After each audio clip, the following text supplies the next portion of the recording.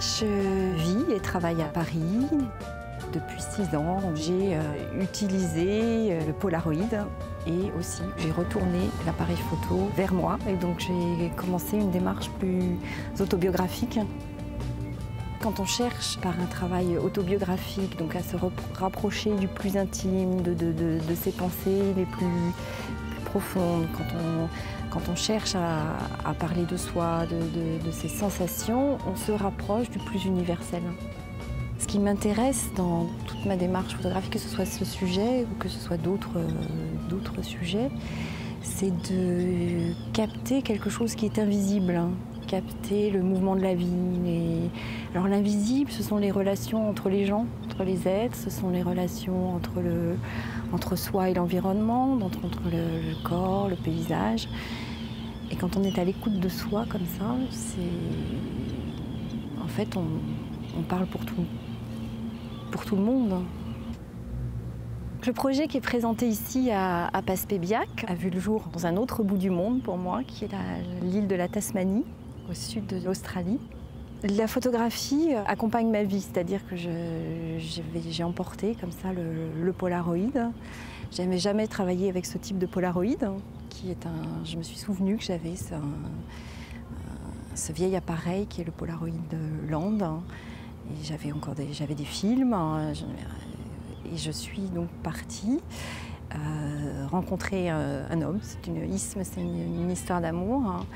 Nous avons voyagé et puis j'ai commencé à photographier comme ça dans le paysage, photographier les lieux où on s'arrêtait, les ambiances. Et c'est comme ça que la série s'est construite.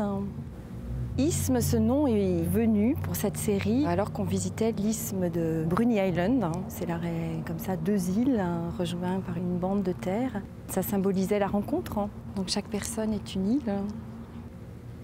Alors le Polaroid m'a séduit par son immédiateté. En fait, pour moi, c'est comme il y a ce surgissement de l'image. C'est comme dessiner, c'est-à-dire un trait de crayon jeté sur une page blanche. Alors, il se trouve que ce film, qui n'est ni sépia, ni noir et blanc, un peu monochrome, qu'on appelle chocolate film, prend des teintes un petit peu particulières, de rose, de vert, mais tout à fait inattendues. C'est ce qui lui donne un côté comme ça, un peu, qui fait penser au dessin, que je laisse. Donc il n'y a pas de retouche de couleur.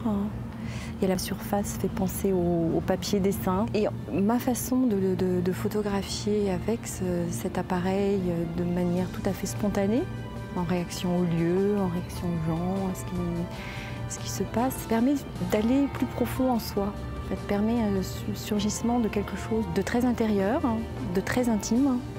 Le procédé en lui-même, le film lui-même, possède cette facture comme ça qui fait penser aux images anciennes, donc qui donne un côté complètement intemporel aux images. Et peu importe où ça se trouve.